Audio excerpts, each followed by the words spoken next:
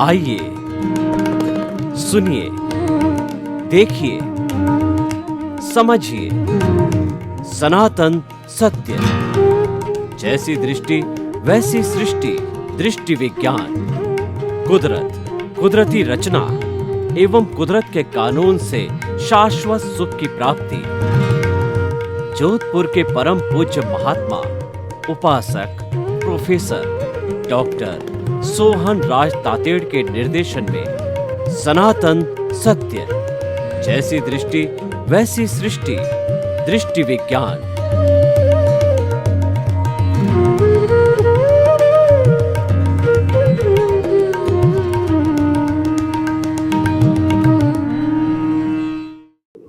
भाई और बहनों, मातृशक्ति को नमन। आज का हमारा बहुत सुंदर विषय अनुभव श्रेणी का कैसे विकास करें। देखिए, एक तो पुस्तकीय ज्ञान होता है, एक अनुभव ज्ञान होता है। पुस्तकीय ज्ञान में हमें पुस्तक को गहराई से पढ़ के रट करके उसके सूत्रों को और जो है उसके प्राकृत के संस्कृत के डायलॉग्स को वगैरह सबको याद करना पड़ता है, हृदयंगम करना पड़ता है और फिर वो बताना पड़ता है। इसको श्रुत ज्ञान कहा जाता है, यह किताबी ज्ञान कहलाता है। और एक दूसरा जो है ज्ञान वो होता है जो कि अनुभव से प्राप्त होता है, जो कि भीतर से आता है और उसका जो स्रोत है हमारी शुद्ध आत्मा भगवान, हमारी आत्मा उसका स्रोत है। उससे जो आता है वह कोई तोता रटंत नहीं होती है, वह तो भीतर से जैसा आता है वैसा सर्व करता है। उसको कहते हैं कि अनुभव वाणी बोला जाता है। और अनुभव वाणी जो है वह बहुत सारगर्भित होती है और वह दूसरे को प्रभावित करने वाली होती है। और जो मुख्य हमारा स्रोत है, जहाँ से जो आती है वह बहुत प्योर है और वह जो है अनंत ज्ञान का धारक है। इसीलिए वहाँ से गलत बात आ नहीं सकती। आत्मज्ञान के लिए कहा गया है कि गोभी के पत्ते में से पत्ता, पत्ते में से पत्ता, पत्ता गोभी के पत्ते में से पत्ता निकलता है। उसी तरीके से आत्मा के ज्ञान में से ज्ञान निकलता रहता है और वह अनुभव के आधार पर बिना किसी पुस्तक को पढ़े हुए, बिना तोता रटंत किए हुए वो किसी को बताया जाता है तो वह जो है बहुत ही ज़्यादा उपयोगी होता है और वो सारगर्भित होता है। उसमें से कुछ न कुछ सारांश निकलता है। उदाहरण के तौर पे देखिए कि पुस्तकों के द्वारा कोई भी व्यक्ति MBBS डॉक्टर बन गया और पुस्तक तो थ्योरी है, अच्छा है माइंड की ग्रोथ, माइंड के डेवलपमेंट करने के लिए, लेकिन जहाँ तक एप्लीकेशन की बात आती है उस एप्लीकेशन को करने से ही अनुभव बढ़ता है। अगर कोई भी किसी भी जो है वो बॉडी के किसी अंग का सर्जन है, हार्ट का है कि किडनी का है कि फेफड़े का है या जो यूरिन के जो अवयवों का है, तो वो जिसका एक्सपर्ट होता है या उसका अनुभव करता है, एक बार, दो बार, चार बार जो है जब वह ऑपरेशन करता है तो उसको नए नए अनुभव प्राप्त होते हैं। तो आज का हमारा विषय यही है कि अनुभव की श्रेणी को हम कैसे बढ़ावें। अनुभव दो तरह का होता है। एक तो हमारा बाहरी जगत का होता है, वो व्यवहार का अनुभव होता है। कोई व्यक्ति है अगर वो बिजनेस करता है, किसी प्रोडक्ट को बेचता है, ट्रेडिंग करता है, तो वह जब 2, 4, 5 बार किसी व्यक्ति से डीलिंग करता है तो वह अनुभव हो जाता है कि सामने वाला व्यक्ति की क्या नेचर है, वो पेमेंट टाइम से देता या नहीं देता है और कोई झंझटबाजी खड़ी तो नहीं करता है और झगड़े टंटे तो नहीं करता है, वो व्यवहार कुशल है तो नहीं है, चीटिंग करने वाला तो नहीं है। जब हम किसी से व्यवहार करते हैं तो व्यवहार करते करते अनुभव हो जाता है और ये अनुभव धीरे धीरे बढ़ता है। अनुभव को बढ़ाने के लिए व्यवहार जगत की बात चली, आदमी को मननशील होना चाहिए। जो पिछले अनुभव से शिक्षा लेनी चाहिए कि पिछले हमने यह कार्य किया था और इस कार्य से ये घाटा लग गया था, तो वह उस घाटे का जो है अनुभव जो है वो आगे ध्यान में रखना चाहिए। क्योंकि अनुभव श्रेणी का अर्थ ये हुआ कि जो हम काम करते करते जो गलतियां करते हैं उनका सुधार करना अनुभव कहलाता है। उदाहरण के तौर पे देखिए, हमारे जो वरिष्ठ नागरिक होते हैं, वृद्ध जन होते हैं, माता पिता होते हैं, दादा दादी होते हैं, नाना नानी होते हैं, वे आयु की परिपक्वता के साथ में अनुभव के खजाने हो जाते हैं।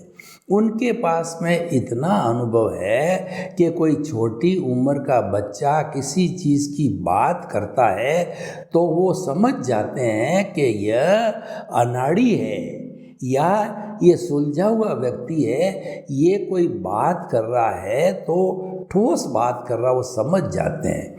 कई बार क्या होता है कि व्यक्ति हड़बड़ाहट के अंदर बिना अनुभव किए, बिना पूरी योजना बनाए वह कोई काम कर लेते हैं या बता देते हैं तो वह काम सफल नहीं होता है। कोई भी काम को सफल करने के लिए, अनुभव को बढ़ाने के लिए हमें चिंतन मनन और निध्यासन करना चाहिए। कैसे करना चाहिए? मान लीजिए आप कोई भी काम करने जा रहे हैं, आप एक कंप्यूटर की शॉप लगाने जा रहे हैं, तो ये तो चिंतन आया कि आज का युग विज्ञान का युग है और कंप्यूटर की शाखा में बहुत बड़ा जो है स्कोप है और मैं कंप्यूटर को काफ़ी हद तक जानता हूँ। देखिए, जो व्यक्ति किसी चीज़ के बारे में अनाड़ी है और वह काम हाथ में ले लेता और दूसरों के भरोसे होता है तो धोखा खाता है। सबसे पहले व्यक्ति को उस काम में हाथ डालना चाहिए कि उसका थोड़ा बहुत भी, अगर 25% भी अनुभव हो तो धीरे धीरे करते करते उस लाइन में बढ़ते बढ़ते 100% तक भी अनुभव आ सकता है। लेकिन बेसिक चीज़ वह उसको ध्यान होनी चाहिए, दूसरों के भरोसे वो धोखा खा जाता है। तो इसीलिए हम आपको क्या कहना चाहते हैं कि अनुभव को प्राप्त करने के लिए चिंतन, मैंने बात करी कि कंप्यूटर की दुकान लगानी, मैं कंप्यूटर को अच्छी तरह से जानता हूँ, और फिर मनन करना कि कंप्यूटर के अंदर इतनी इतनी लाइन, इतनी इतनी चीज़ें हैं, मेरी मास्टरी किसके अंदर है, मेरा इंटरेस्ट किसके अंदर है और मार्केट में स्कोप किसका है, ये मनन हो गया। ये सारा मनन जो है हमने थोड़ा मार्केट सर्वे करके और उसको जो है एक प्लान फॉर्म के अंदर जमा दिया, जो प्रोजेक्ट फॉर्म में जमाया, तो ये मनन हो गया। फिर चिंतन मनन गहरा हो गया तो फिर निध्यासन करने के लिए उसके अंदर उतर जाना। आपने लोन लिया या घर का पैसा हो, आप मशीनरी आ गए और वो काम कंप्यूटर का करना चालू कर दिया, तो चिंतन मनन निध्यासन ये पार्ट तो पूरा हुआ। फिर इसके बाद के अंदर अनुभव बढ़ना चालू होता है। जो ही आप कंप्यूटर पे बैठते हो तो अलग अलग उसी लाइन के काम के लोग आपके पास में आते हैं और विविध विविध काम करते करते आप मास्टर हो जाते हो। Practice makes a man perfect, करत करत अभ्यास के और जड़मती होत सुजान, रसरी आवत जान के और सल पर पड़त निशान। देखिए, ये कहावत कैसे बनी, बहुत पुरानी है। जब बिजली नहीं थी और गांवों के अंदर कुओं में से लोग पीने का पानी निकालते थे तो टेपर जो है किसी पशु को जो है उस टेपर के अंदर डाल करके और उसको चड़स को खींचा जाता था। वो जो रस्सी के द्वारा, तो एक रस्सी तो पशु से बंधी हुई रहती थी जो कि ढलान में टेपर में जाता था, और रस्सी का दूसरा सिरा जो है वो पत्थर के ऊपर से घिसते घिसते जाता था। तो उस पत्थर के ऊपर भी बार बार बार बार वो रस्सी आने से, पानी निकालने से उसके अंदर खड्डा पड़ गया। देखिए, पत्थर में भी खड्डा हो गया। तो बार बार जो अभ्यास करते करते निरा मूर्ख भी विद्वान बन जाता है, और कोई भी अनाड़ी है वो भी एक्सपीरियंस्ड हैंड बन जाता है। माँ के पेट से कोई महान व्यक्ति पैदा नहीं होता है, सब बच्चे के रूप में पैदा होता है। फिर लगन चाहिए, डिवोशन चाहिए, डेडिकेशन चाहिए, और उसको अच्छा गाइडेंस मिल जाता है, कोई अच्छा गुरु मिल जाता है, अपना पुण्योदय भी चाहिए, भाग्य भी चाहिए। ये सारे संजोग मिलकर के और फिर धीरे धीरे अनुभव को आगे बढ़ाते हैं। तो वास्तव के अंदर ये हमारी दुनियादारी का जितना भी अनुभव है, ये धीरे धीरे आगे बढ़ता है। और व्यक्ति को किसी भी काम के अंदर जल्दबाजी नहीं करना चाहिए। ऐसा नहीं किसी ने मिसगाइड कर दिया अपने स्वार्थ से और वह जल्दबाजी में कोई निर्णय ले तो धोखा खा सकता है। उसको गहरा चिंतन करना चाहिए, सारे उसके प्रोस एंड कॉन्स देखने चाहिए कि यह मकान जो है किसी का सेल के लिए है, तो उस मकान का नक्शा देखा, टाइटल देखा, और जो उससे नेगोशिएशन किया, और अपनी जेब के अंदर कितने पैसे हैं या कितना लोन है, सारी व्यवस्था जमा करके, और उस मकान की आपको क्या आवश्यकता है कि नहीं है, बना बनाया है, तो इन सब बातों को देख करके आपने फिर कोई सौदा किया, तो ये अनुभव की बात होती है। और किसी के कहने से अनाड़ीपन के अंदर कोई भी कार्य किया होता है, वो छिछली हरकत कहलाती है, वो नादानी कहलाती है, और वह जो है वह एक अनुभवहीनता का प्रतीक होता है। तो ये सारी बातें तो व्यवहार जगत की है। अब हमारा सनातन सत्य है वह व्यवहार और भीतर दोनों का सामंजस्य करता है, और हमारा जो बेस है वो आधार है कुदरती रचना और कुदरत का कानून।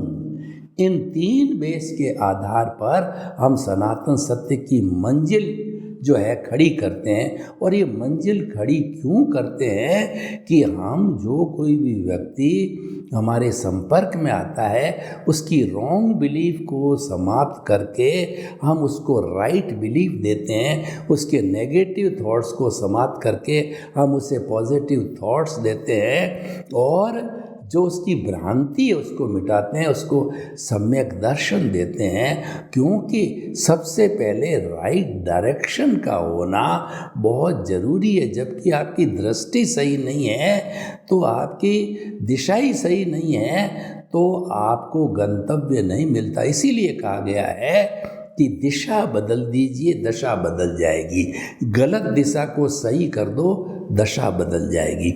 नज़र बदल दीजिए, नज़रिया बदल जाएगा। किस पर नज़र डालनी है, सही चीज़ पर नज़र डालोगे तो नज़रिया वैसा ही होगा।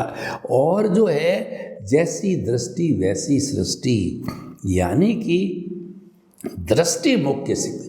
तो इसीलिए हमारा सनातन सत्य है दृष्टि विज्ञान कहलाता। हम दृष्टि को बदलते हैं। हमारे पास न तो कोई जादू है, न कोई टोना है, न कोई तंत्र है, न कोई मंत्र है, न कोई क्रिया है, न कोई कांड है।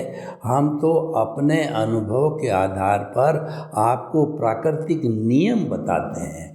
हर चीज़ को हम कुदरती स्नेह और कुदरत के तराजू पर तोलते हैं, और दो मुख्य सिद्धांत हम आध्यात्मिक जगत के देते हैं। पहला तो हमारा सूत्र है कि मन वचन काया से मुक्त। दूसरा सूत्र है मैं शुद्ध आत्मा हूँ, वो मेरा लक्ष्य है। वह शुद्ध आत्मा का है और मैं इसको अनुभव से जोड़ूंगा कि वह जो है किस तरीके से अनुभव की श्रेणी बढ़ाने से हम आत्मा से परमात्मा बन सकते हैं। हम अगर दृष्टि विज्ञान को अपनाते हैं और हमारी आत्मसत्ता है जिसको कि हमें पाना है, हम उसी के इर्द गिर्द रहते हैं, उसको केंद्र में रखते हैं, उसके गुणों की भजना करते हैं और उससे हम आशीर्वाद लेते हैं और हरि अनंत हरि कथा अनंत, यानी उसको केंद्र में रख करके और हम इसी का चिंतन करते रहते हैं तो हम इसी को पा लेते हैं। किसी वस्तु को पाना होता है तो हमें उसको गहरे में बिठाना पड़ता है, हमें उससे आशीर्वाद, उसका संपर्क और उसी के साथ घुलना मिलना, हृदयंगम आत्मसात होना पड़ता है। तो ये कैसे होता है? ये अनुभव की श्रेणी बढ़ने से होता है।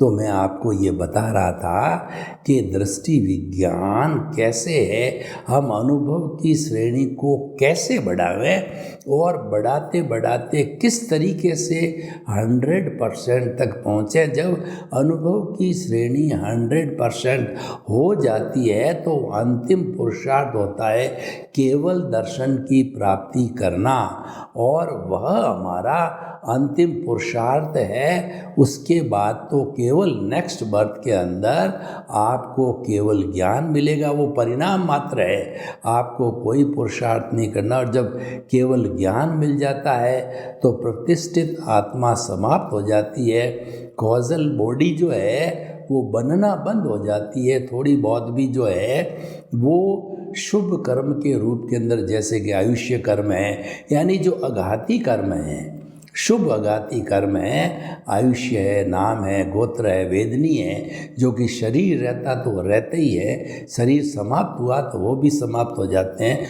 वो शुभ होते हैं, वो इरियापतिक होते हैं कि ऐसे शुभ बंधन जो होते हैं या शुद्ध बंधन होते हैं वो एक समय के अंदर जो बांधे जाते हैं, दूसरे समय में भोगे जाते हैं और तीसरे समय के अंदर वो नष्ट हो जाते हैं। तो हम आपको बताना चाहते हैं हम कैसे पहुँचे।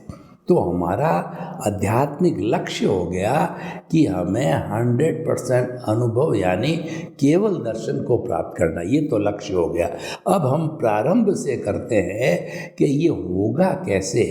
ये होने के लिए हमें अपनी सीट बदलनी पड़ेगी। देखिए, आदमी प्रोग्रेस कब करता है? जब वो अगर वो नर्सरी का है तो फर्स्ट स्टैंडर्ड में आता है, सेकंड में आता है, थर्ड में आता है। सबसे पहले हजारपति है तो लखपति बनता है, करोड़पति बना है। और मान लो इंजीनियर है तो पहले जूनियर इंजीनियर होता है, असिस्टेंट इंजीनियर होता है, फिर एग्जीक्यूटिव इंजीनियर आगे आगे बढ़ता है। अगर सर्जन है तो जूनियर सर्जन होगा, सीनियर होगा और फिर एक्सपर्ट में चला जाएगा। साधु है तो पहले शिष्य के रूप में रहेगा, फिर उसके बाद उपाध्याय बनेगा, फिर आचार्य बनेगा और आगे से आगे प्रमोशन या अनुभव की श्रेणी जो के साथ साथ में ये चीज़ ग्रेडिंग भी बढ़ता रहता। तो सबसे पहले हमारे को ज्ञानी पुरुष की कृपा से, सद्गुरु की कृपा से उसको ढूंढ करके उसके निमित्त से, हमारे निमित्त से, उसके पुण्योदय से, हमारे पुण्योदय से हमारी सीट बदलती है। सबसे पहले मुख्य कार्य अनुभव श्रेणी का जो है वो ज्ञान की प्राप्ति होना। गुरु बिना ज्ञान नहीं है। और वो ज्ञान प्राप्त होने से क्या होता है कि हमारी सीट बदल जाती, हम बहिरात्मा से अंतरात्मा बन जाते हैं, हम कर्ता भाव से अकर्ता बन जाते हैं। जो सद्गुरु हमको ज्ञान देता है वो हमारे को समर्पण करवाता। पहले क्या करवाता है कि द्रव्य कर्म, भाव कर्म, नौ कर्म, मन, वचन, काया और मेरे नाम की सब माया आप प्रकट परमात्मा प्रभु के सूर्य चरणों में समर्पित करता हूँ। जब ये हम समर्पण करते हैं तो वह अनुभवी हमारा जो गुरु होता है उसके पास में बहुत ज़्यादा अनुभव होता है, तो वो अनुभवी गुरु कृपा करके करुणा से जो है हमको आशीर्वाद स्वरूप है हमारे अनंतानुबंधी कषाय यानी कि हमारा दर्शन मोहनीय है उसको भस्मीभूत करता है, और भस्मीभूत करके और हमको जो कर्ता पद से हटा के अकर्ता पद पर बिठा देता है, बहिरात्मा से अंतरात्मा बना देता है, स्वार्थ की चेतना से परार्थ की चेतना पर ले आता है, हमारा माइंड सेट बदल देता है कि अब आत्म पद पर आप आ गए हो, अब अनुभव की श्रेणी को बढ़ाते रहो, और कृपा करके वो 3 आयाम हमारे को देता है, त्रिरत्न हमको देता है, 3 रास्ते हमको बताता है। वो रास्ते, पहला प्रीतिथि का रास्ता, प्रीतिथि मतलब 100% जो है वो हमको यह अनुभूति करा देता है अपने अतिशय से, अपने ज्ञान से, अपने पुण्योदय से। पुण्योदय हमारा भी है, तभी हमको ज्ञान मिलता है, तभी हमको प्रतीति बैठती है, नहीं तो अनादि अनंत काल से तो हम भटक ही रहे हैं, कभी गुरु ही नहीं मिला और उसके बाद में प्रतीति बैठी नहीं है। अब हमने ज्ञान लिया, प्रतीति बैठी कि मैं जो है वो मन वचन काया से मुक्त ऐसा शुद्ध आत्मा हूँ, और जो मन वचन काया तथा उससे जुड़ी हुई हर अवस्था मात्र कुदरती रचना है। हमने कुदरत को समर्पण कर दिया, सच्चा समर्पण ही कुदरत को समर्पण है। हमने ज्ञान को प्राप्त किया, हम मन वचन काया से मुक्त हो गए, यानी no ownership, no doership, no कर्ता भाव, नो ब्लेम, नो क्लेम।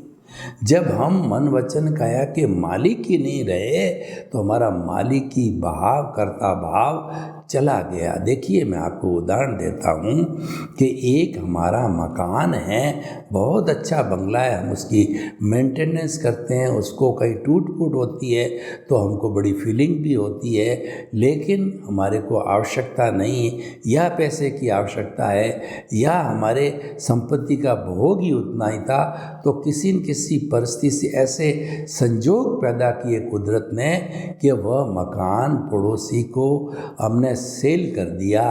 तो पहले जो है उस मकान की कोई भी टूट फूट या कोई भी होता था तो हमको कष्ट होता था, दुख होता था, क्योंकि उसमें मेरापन जुड़ा हुआ था, उसमें मालिकी भाव था, उसमें कर्ता भाव था। और अब क्योंकि सेल हो गया तो अब उसके अंदर कितना भी नुकसान होता है, कुछ भी होता है, हमको कोई फीलिंग नहीं होती है। इतना बड़ा डिफरेंस जो है उस मकान के होने से या बेचने से हो गया। तो ये मालिकी भाव जब समाप्त हो जाता है तो मन वचन काया से हम मुक्त हो जाते हैं, और मन वचन काया का क्रिएटर, ऑपरेटर, डिस्ट्रॉयर जो है वो हमारा जन्म से मृत्यु तक वही मालिक होता है, हम मालिक नहीं रहते हैं। तो जब उसके मालिक नहीं है, उसके आधार पर चलना है, तो हमने उसकी तरफ ध्यान देना छोड़ दिया, हम मुक्त हो गए। अब एक तरफ से मुक्त हो गए। देखिए, व्यक्ति जब वानप्रस्थ कब बनता है, जब सांसारिक जिम्मेवारियों से 50 साल का हो जाता है, तब वो वानप्रस्थ। 45 साल वाले को वानप्रस्थी नहीं बनाते हैं, क्योंकि जो संतान है उसकी ब्याह शादी उसको पैरों पर खड़ा नहीं किया, तो वह धोखा हो जाता उस व्यक्ति के प्रति जो है, संतान के प्रति, और वह गलत हो जाता, वो कायरता है, अपनी जिम्मेवारी से भागना होता है। तो जब व्यक्ति की संतान पैरों पर खड़ी हो गई, उसके बाद वो वानप्रस्थी होता है, जो कि मैं भी पिछले 20 वर्षों से वानप्रस्थ जीवन जी रहा हूँ। तो ये वानप्रस्थी होता है, वो परार्थ की चेतना में जाता है, वो समाज के हित की बात करता है। और जो साधु सन्यासी जो परमार्थ वाला होता है, वह पूरा समय जो है मानव हित के अंदर लगाता है, तो हम ये आपको कहना चाहते हैं कि प्रीति 100% हो गई और हम मन वचन काया के मालिक नहीं रहे, और मन वचन काया तथा उससे जुड़ी हुई हर अवस्था मात्र कुदरती रचना हमने मानना चालू किया, और वह व्यवस्थित है, यानी वही होता है जो पूर्व जन्म की स्क्रिप्ट है, पूर्व जन्म की जो है बैटरी है चार्ज की हुई है, या जो है पूर्व जन्म की टेप रिकॉर्ड है, या पूर्व जन्म की जो है फिल्म बनी हुई है, वो इस जन्म के अंदर खुलती रहती है। जो चार्ज किया वो डिस्चार्ज होता रहता है, या नया चार्ज करोगे अगले जन्म में वह डिस्चार्ज होता रहेगा। तो ये करते करते हमारे अनुभव की श्रेणी बढ़ती जाती, यानी जागृति बढ़ती है। 15% हमारे को जागृति गुरु पैदा करके देते हैं, रास्ता बना के देते हैं। तो अब हमने उस रास्ते पर चल करके जागृति को 15 से जो है 20, 25, 30, 40, 50, 60, 70 बढ़ाते बढ़ाते कोई भी व्यक्ति इतना पावरफुल होता है कि वह जागृति 100% तक ले आता है, यानी वह मन वचन काया से मुक्त, ऐसा मैं शुद्ध आत्मा हूँ, इसी लौ के अंदर लीन रहता है जीवन भर। तो वह होने के बाद में इसका ये तो हमारा पुरुषार्थ है, जागृति पुरुषार्थ है, ये दृष्टि विज्ञान है। और ये होता कब है ये भी सोचना जरूरी है कि हम जिस पद पर बैठ गए वो एक जंक्शन पॉइंट हो गया। देखिए कि रेलवे स्टेशन में जंक्शन का बहुत बड़ा महत्व होता है। रेलवे स्टेशन के अंदर जंक्शन में गाड़ी 3-4 डायरेक्शन में जाती है। 3 डायरेक्शन की गाड़ी, जैसे जोधपुर को देखिए कि जोधपुर से जो है एक दिल्ली को जाती है, एक जैसलमेर को जाती है, एक अहमदाबाद को जाती है। तो हमारा जो सीट चेंज हुई, इसका मतलब हम जंक्शन पे आए। ये जंक्शन किसका है? ये जंक्शन है अज्ञान, ज्ञान और विज्ञान का। अज्ञान तो ये क्या, अज्ञान पहले क्या था, हम कर्ता पद पर थे, मालिकी और डूअरशिप ऑनरशिप पद पर थे। तो हमारा वह अज्ञान समाप्त हो गया। एक काम हमको ज्ञान मिला। ज्ञान क्या मिला कि मन वचन काया से मुक्त, ऐसा मैं शुद्ध आत्मा हूँ, ये तो मिल गया। उसके बाद में अब जागृति चलती रही। 24 आवर्स जो है अजपा जप चला कि आप जो है मुंह से बोल के करते रहे कि मन वचन काया से मुक्त, ऐसा मैं शुद्ध आत्मा हूँ। सांस भरने के साथ करते रहे, सांस निकलने के साथ करते रहे, और आपके बीच के अंदर जो अज्ञान जो है ना, अभी उसका भुगतान समाप्त नहीं हुआ है। वो अज्ञानता भी समाप्त नहीं हुई है, क्योंकि अज्ञानता समाप्त होने के बाद तो आप मुक्ति को चला, वो भी फोर्स मारता है। बीच बीच के अंदर जो भुगतान चला है, हिसाब चलता रहता है, उसका फोर्स ज़बरदस्त होता है। तो उस फोर्स के आने के कारण कई बार हम उससे प्रभावित होकर जब भटकने लग जाते हैं, तो भटकते हैं, तो वो जागृति काम करती है। जागृति क्या है? प्रज्ञा का संसार है। वह प्रज्ञा हमारे कान खींचती है। जो ही हमने मन वचन काया का भुगतान है उसके साथ जुड़ने की कोशिश की, प्रज्ञा की ड्यूटी आके वह मोक्ष की जो है प्रतिनिधि, उसने आकर के हमारा कान को मरोड़ा और कहा कि तेरा जो है सीट है वह कर्ता पद पर नहीं है, आत्म पद पर है, और तुम क्या कर रहे? तो हम पुनः वापस अपनी भूल सुधार करके आते हैं। तो ये हमारा अनुभव है। धीरे धीरे बढ़ते बढ़ते वह 100% केवल दर्शन तक पहुंचता है। सर्वे भवन्तु सुखिनः, सर्वे सन्तु निरामया।